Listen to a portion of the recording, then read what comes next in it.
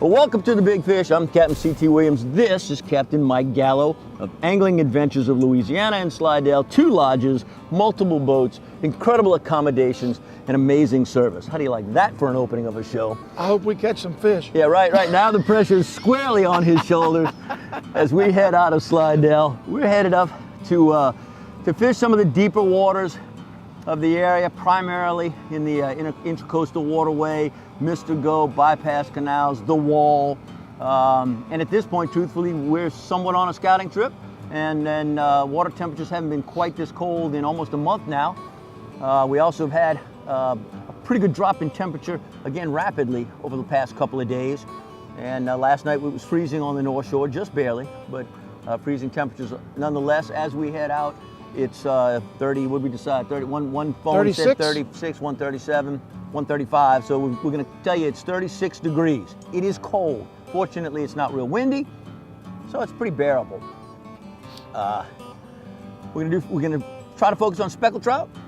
Cold water speckled trout fishing takes some unique techniques, and we'll share some of those with you. And of course, a little later on, we will head on into the Big Fish Kitchen and see where it's much warmer than it is out here, and see what's cooking. And hopefully by the end of the show, you'll have some great ideas how to catch some speckled trout in cold water in the Pontchartrain, New Orleans, Slidell area. Is that a goal for you today? We can do that. As we talk about that a little bit, water temperatures have been flirting. Well, for about a week, we were getting up into the 60s.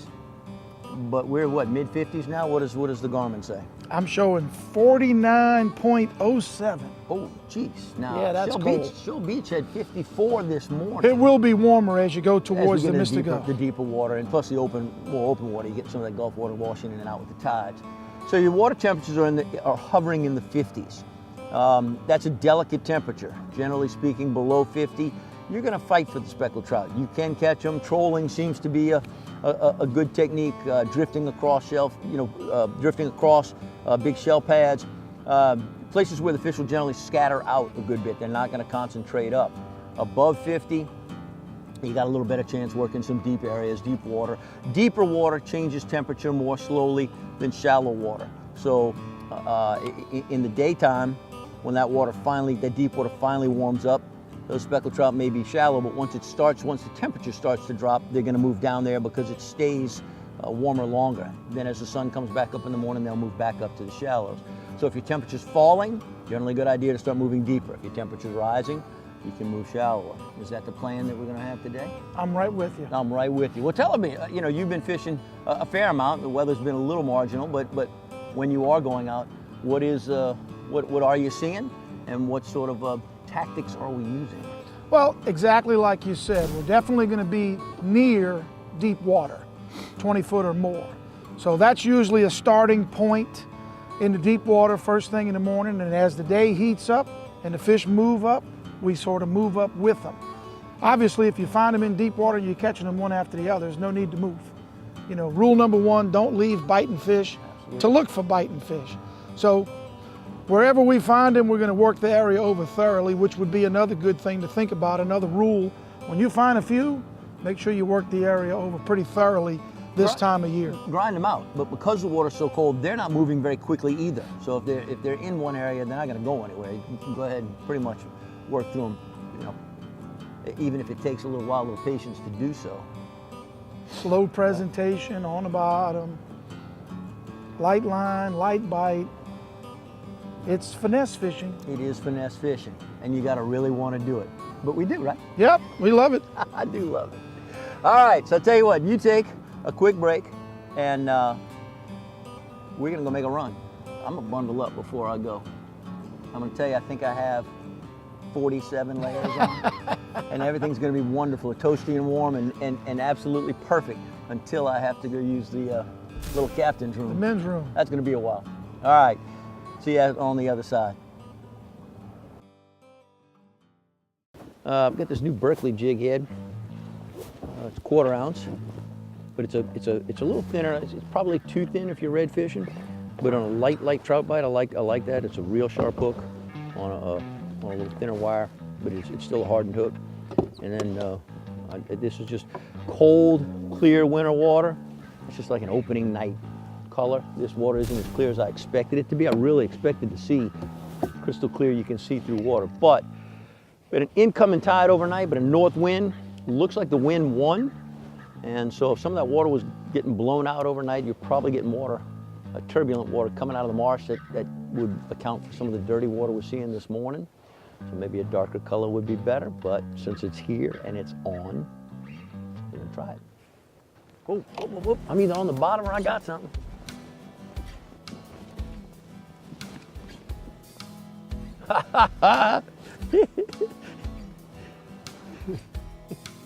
Are you snoozing back there? The one line that had no one fishing it is the one that caught the fish.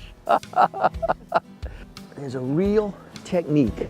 If you're gonna do what he calls a snooze line, what I call a specialty type of fishing, is trolling, what you gotta do is you've gotta make sure that your bait doesn't stay above the bottom and not touch it, and don't let it drag and dig in the bottom. You've got to adjust it, and that's by the speed that you're going. We're moving pretty slowly, to where it touches and then comes up. Touches and comes up. And what will happen is when it touches, it'll pull on the line, and so when it releases, it comes up high, and it takes a while to come down. And so it's a fast up and a slow down. Should be about every, depending on the speed you're going, but in this case, it was about every 7 to 10 seconds, I saw the tip touch that bottom, and then it would come up and go down. And what happens is if it's too high, you let it out more. If it's too close, if it's too close and it's too high, you let it out more. If it's dragging too much, you bring it in and just adjust that until it's just bouncing. And that is your result. One beautiful redfish. That fish is chilly. 20 inches? Yeah, he's gonna be perfect. He's the biggest one in the box. Fish on. On. Here we go. Is that a trout or a bass? Big trout. We catch Hey, redfish. That's not a bad one either, though. We catch redfish. Holy mackerel. And greenfish. No, it's not a mackerel. That is a Greenfish. nice marsh bass. Gee whiz. Fish on. Fish on. Oh, you got a good one here. Hang on, I'm gonna help you out with him. I'm gonna need help. He's cold, ain't he? He ain't fighting all that much. You know, that's the good news. You don't have to be real tricky with the net, do you? That's grillfish right there. He did just like the bass. Swallowed it whole. I never felt a bite. Fish on. Come on. You got a quick cast in front of me. All right. So now you're gonna go behind me. He wants to be by that grass. I probably could flip this one though. Yeah, let's just in case, since it's a bit of a slow bite, we'll make sure that he comes in the boat. That's a good one. Good, nice medium. Oh, stick it, baby. That's a good one. Stick it, baby. Now this one made it very clear he was present. He was hungry. He did not nip or tick or anything. He thumped it. Capt. Woohoo! Another good redfish. I like him. Fish on. Look at you. Come on.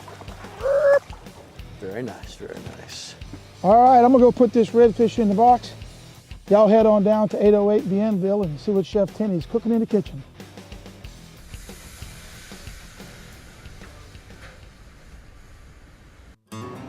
All right, this morning, since it's sheephead season in Louisiana, we've got a pretty good sized sheephead. Now we don't get hook and line sheephead for the most part. We get them from a trawler. And the people that tell me that sheephead are so hard to clean, and they are certainly, I mean, when you compare anything to speckled trout, it's hard to clean. And certainly you have to be a little bit careful of the spines, but there's a little trick that makes butchering them so much easier. And try this one time. Instead of butchering them at the dock when they haven't gone into rigor and they're leaving the ice chest overnight and they relax, and they're a great deal easier to cut. And like a redfish, I want to go. The meat only goes about down to there, so I don't have to like go between the. I'm going to go between the scales.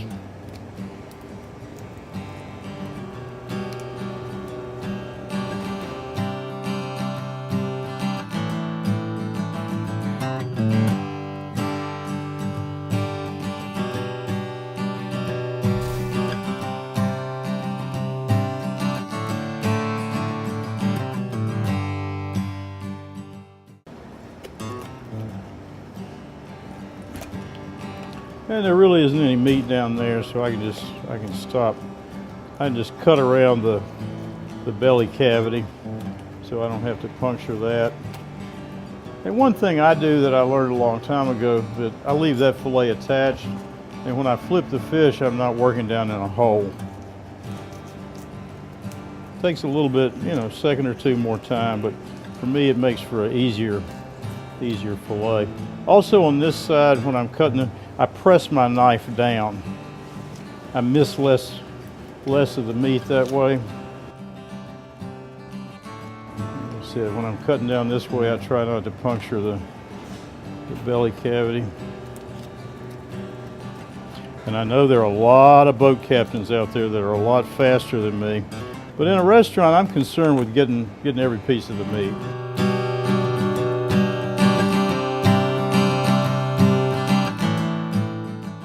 And now I'm going to skin these guys. I've got an ice pan set up right here. Remember, we always say that work from ice to ice. Work one fillet at a time. And in the interest of keeping my fillet off that dirty board, I'm going to cut the bones out at this point. That way this fish has never touched anything. So my clean fillet is just like that.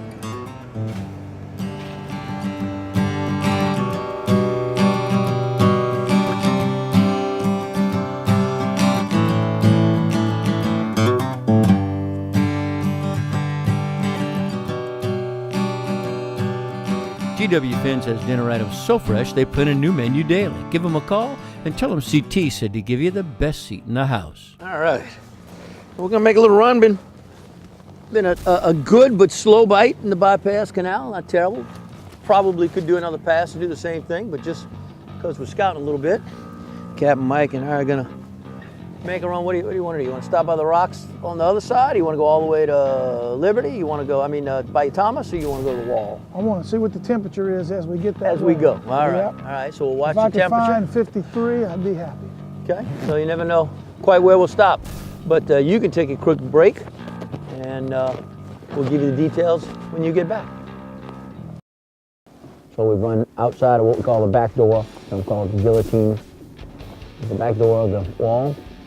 Snuck out here. A few boats, not a bunch. Kind of bounce along this wall a little bit to see what we can come up with. Snack time. Another 3-1 back. That. So do I. There we go. What? Whoop. Look at that. Ooh, nice release. Don't have to mess with that one. He'll be fine. Jawfish. Oh, there we go, Jay.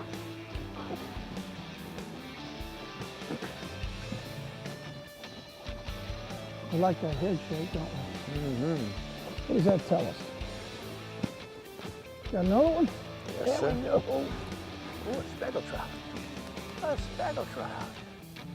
Cito says, can't take him home. Look at here. Reeling in, CT. I saw that, and that's a good fish, too. Really? That's a beautiful speckled trout. You didn't even put your cork out there. Oh, look at that, boy. I tell you what, these are cold fish, because they are not doing a whole bunch. And that is a pretty speckled trout. There he is. There he is. So water temperature is key, especially when looking for the speckled trout. Nice fish. Whoa, there you You go. looking for speckled trout? No, I'm catching my own right now. So water temperature is key. A little grass pig junior haddock doesn't hurt either. You can have that. Watch for deep water, and there's a lot of it. A lot of opportunities between Chef Pass and the MRGO, and all along the Intercoastal Waterway, especially right here along the wall. Yeah, head shaking and everything. There we go. A beautiful speckled trout. One for the wall, not the house wall, that wall. You gonna mount it? No, just gonna put it in the box. Get out of here, get out of here. Told you he's on. Get out of here. Oh, we're gonna need a bigger boat for all the fish stories we're gonna tell tonight. Look at this, man. They're just kind of coming along. They don't fight a whole bunch. That's a good one too. Oh man, look at that. Ooh, that is a pretty wall trout.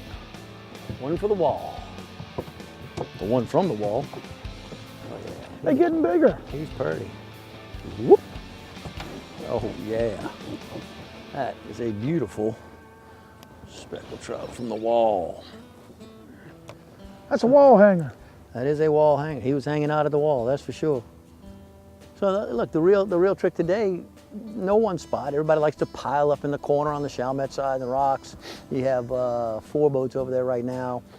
People kind of stake their claim all along the rocks as you go down. But if you just drift, and we've been as much as 100 yards away from the wall, going back and forth and coming up with a pretty steady catch. Not one right after the other, but not too bad. There's your strategy. Well, another great day on the water. I appreciate it. I enjoy it. We always seem to have a good time and a good day. And Added a new species to the list. I think A mullet. that was a trophy mullet. What did you call it? I thought that was great. Cajun bonefish. Cajun bonefish. That's what it looked like when I was pulling it in. I'm like, what is that? And then it's a mullet. It was a big mullet too. Yeah, foot and a half. All right, I want to put on our bucket list. We're gonna do a cold water trolling attempt here soon. I'm game. So all right, well, there you go. You got to show me. I don't know how to do it. Piece of cake. Piece of cake. I mean, we caught 3 fish just trolling today. In fact, a few of the wall fish came from just sort of letting it bounce along the side of the First boat, fish of the day was that was with the that trolling rig. that was a snooze line. Well, there you go. A few ways to catch some fish. Deep water, near shallow, grass beds, absolutely good areas to try. Just bouncing around the deep holes of the Mr. Goa Good. The Bayou Bienville right outside the back door. That little channel right there is lined with oyster reefs, oyster shells. And so, that's often a real good place. If it's a falling tide, you cast up tide and you let it bounce down along there. Watch the belly in your line because they're not going to hit it very hard. And if you can keep some tension, you usually can pick them up as they drift along there. That's another spot to give a try. So, good luck. Certainly, hope to see everybody out here catching fish like we did today. They ought to be. I mean, last time there was 72 boats at the wall. And come out here and put a few in your fishing box. But if we don't see you out here fishing, please make a concerted effort to join us right back here on the Big Fish next time. Thanks for watching. Look at No, I that. have snagged a mullet. Nice. No, Look at wait the a minute. size Did you of really that thing. snag him or did he bite? I don't It know, sure I looks thought like I he felt bit. something. That mullet bit that bait. I've never seen that before. Wait, did you snag him? No, he's not in the mouth. Oh, okay. So He's real close to the mouth. you truly snagged him. I felt him looking at it. Look That's at a that. sensitive rod. I felt him looking at it.